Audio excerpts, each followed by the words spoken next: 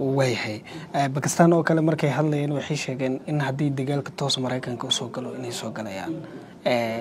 ما أوبر بعدي كران أبود مريكان كيو باكستان مركز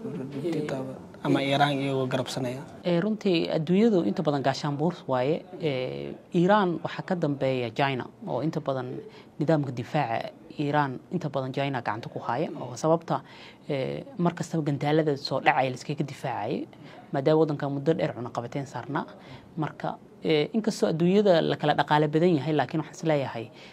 dagaal inuu qarxo oo wadamo badan oo Iran ay ku lug lahaato oo Pakistan ay ku lug lahaato oo bariga dhexe hulco waa wax ififaala hadda muuqda maxaa yeelay Iran dhibka gaaray ayaa ah dhib aan laga soo waaqsaneyn wax muddo 20 sano ay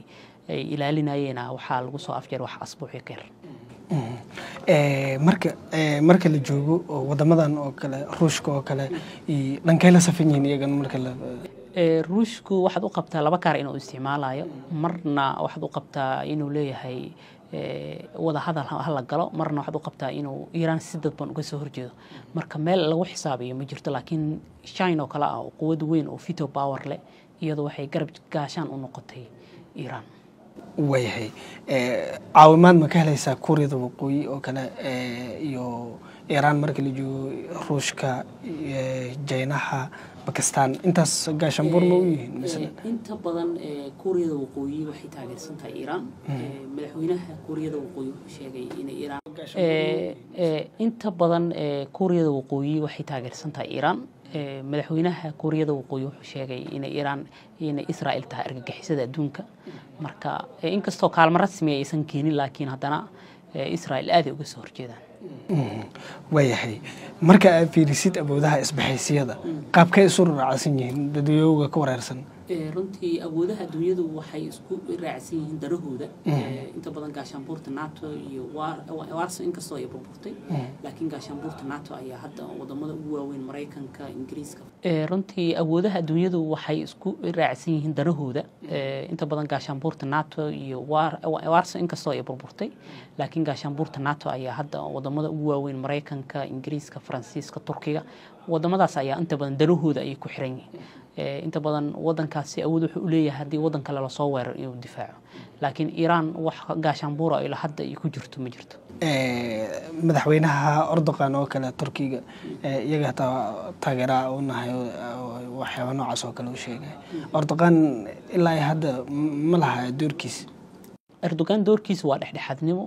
inta badan isaga iyo Trump iyo waxay dhahayeen inta badan wada hadal hal lagu dhameeyo oo arinta Turkiga garawadaanaha ka noqdo laakiin xiisadda say u muuqato xiisadagay uma eko Iran wacd waxay ku martay inaysan wax dambe heshiis dambe la galeynin kana baxayso heshiiska qaramada midoobay ee atomikada oo Iran iyo wadamada adduunyada oo awood badan ay galeen inay ka bixi doonaan cunaqabatayniyadii horey loo saaray Ruushka oo kale markii uu dagaalka kula jiray Ukraine ilaa hadda inkastoo heshiis rasmi ah la gaarin oo wada hadallo hordhaca socdaan cunaqabataynadaas mid la mid ah Iran ma la kulmi kartaa runtii hadduu dagaalku sii balaarto cunaqabateyn waa la saaraa waa sax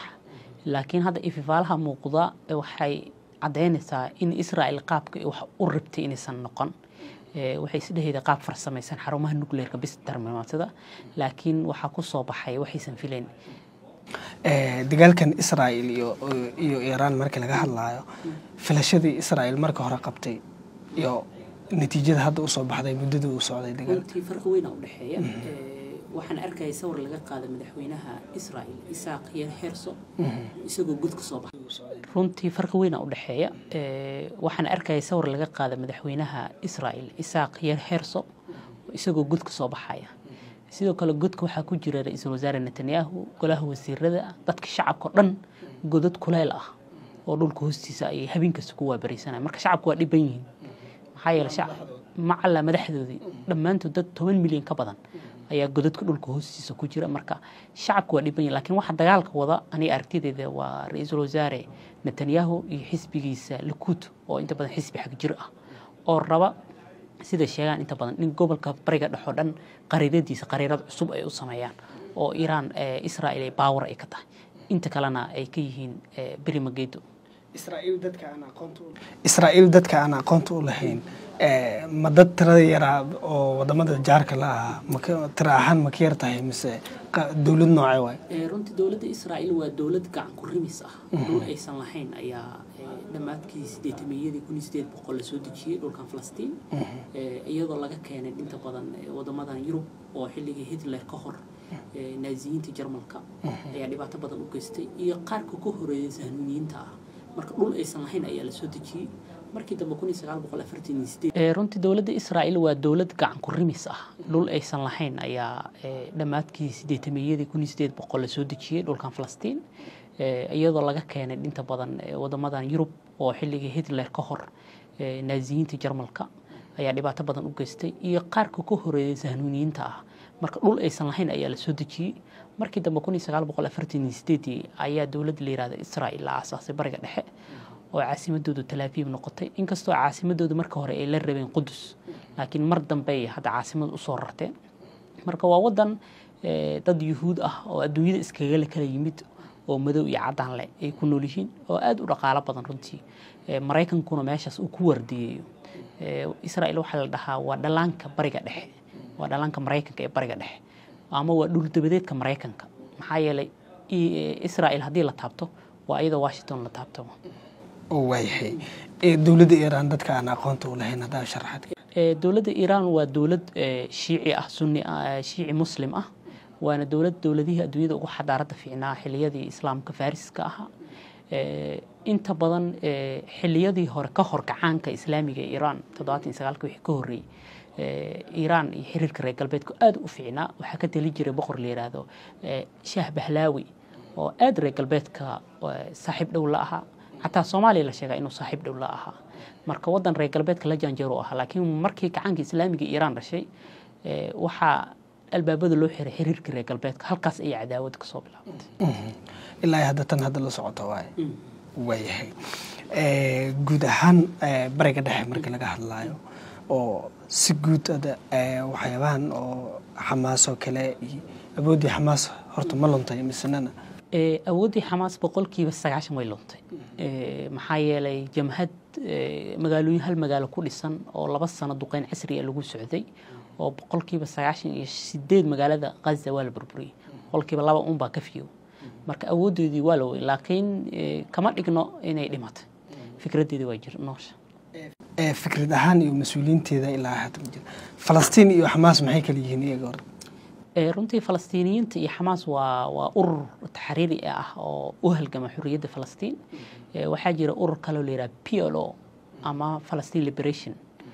PLO gaasi waxa waaye Ramallah magaalo la yiraahdo oo daanta galbeed oo Israa'iil gacanta ku hayda ay degan yihiin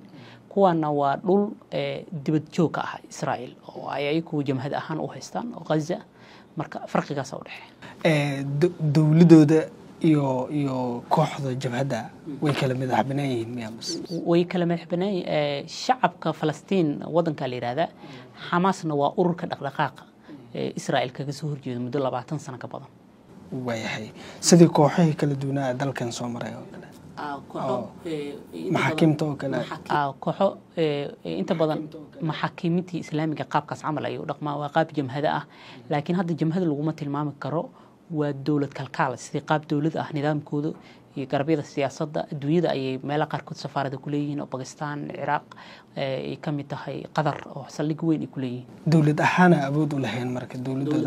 dawlad ahaan ay magac u lahayn maahan urur jira oo Israa'iil la diriro waayahay dawladdu ma taageersan tahay dawladdu laba nooc waaye ururkan qaybtan PLO oo Ramallah degan iyo intaan isku dhacaya ka jira ayagu waxay aaminsan yihiin kuwaas Ramallah in Israa'iil wada hadal la galo kuwana waxay aaminsan yihiin in Israa'iil xoog dhulkii 67 wixii ka horeeyay qaadatay laga soo celiyo waayahay gabagabadii asla joognaa guud ahaan caalamka xaaladda hadda uu ku sugan yahay dhan waxa isku haysto Ukraine iyo Ruushka dhan waxa waaye Israa'iil iyo xulafadeeda oo iska dhanaca iyo Iran iyo tiimkeeda qofka la dagaalsanaa karkarka adduunka ka socdo maxaa ka soo aadiyay waqti xadirka runtii adduunyada karkar weyn ku soo aadiyay aniga waxaan isleeyahay dib u doorashada madaxweyne Trump wax badan adduunka ka qastay maxaa yeelay madaxweyne Trump oo xil hore soo qabtay isaguna isku tilmaamayay inuu nabadoon yahay ayaa dabka bariga dhexe ka horiyey maxaa yeelay hadduusan madaxweyne Trump soo laabo lahayn Iran kuma dhiiran Israel kuma dhiiran inay Iran weerarto marka waa colaad muddo oo loo qabay Iran oo la rabay in hal marqad kala gaso marka adduunyadu hadda waxay wajahaysaa laba colaad oo waaweyn oo ah Ruushka iyo Ukraine iyo Iran iyo Israel taas dhaqaale ahaan adduunka oo dhan saameyn xoog adduunka saameyn xoog leh ku yeelanaysa maxaa yeelay dhaqdhaqaaqii ganacsiga adduunyada ayaa saameynaya maraakiibta weyneed badaha ismari jirtay inta badan way xirmayaan taasina xisaabanaysa nolosha dadka cabsida ay dadka qabaan oo dagaalka saddexaad adduunka inuu qarxi karo waa macquul wax kasta adduunka waa suurtagal maxaa yeelay wadamada adduunka uranium ka haysta inta badan ma gorgortamaan dad mas'uuliyiin xilkas la'aan haday meesha hayaan inay qaadaan waa dhici karta mas'uuliyiinta hadda dalalkaas hogaaminayaan oo tusaale ahaan dawladaha oo haystaan hubka oo nuclear-ka loo yaqaano ma ku muuqdaan kuwa markaas intay isdhaxaan is garab qabtaan oo bahashan meesha lagu joojiyo dhihi karo misnana dawlado oo farfadooda oo isla markii bahasha bilaawi doono oo qacda ka hirsin doono runtii markii la eego adduunyada wadamada nuclear-ka haysta aad waxa looga baqi jiray waqooyiga Korea waxaad u qabtaa Mareykanka iyo waqooyiga Korea sidoo madaxweyne Trump u yimid inay wada hadal iyo arrinta si hoose loo xaliyay hadda caqabada ugu weyn waa Israel iyo bariga dhexe caqabada ka jirto oo macquul tahay in mararka qaar haddii Israel nafta u baqdo inay hub nuclear adeegsato ugu dambeyntii fariintaada